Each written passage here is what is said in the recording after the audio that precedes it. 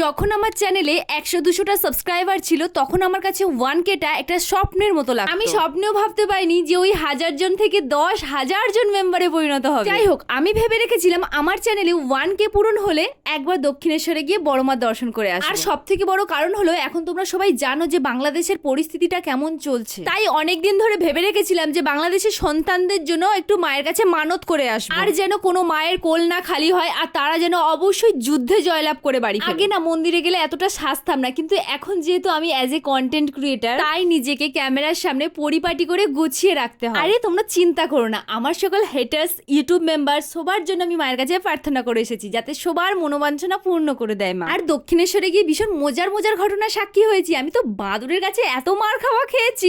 যাই হোক, পুরো ভিডিওটা দেখার জন্য আমি ডেসক্রিপশন বক্সে লিংক দিয়ে দাও, তোমরা প্লিজ চেক আউট করে নিও। বাই দ্য ওয়ে গাইস, আজকের লুকটা তোমাদের কেমন লাগছে অবশ্যই কমেন্ট করে জানিও। চ্যানেলটিকে অবশ্যই সাবস্ক্রাইব করে দিও। Thanks for watching.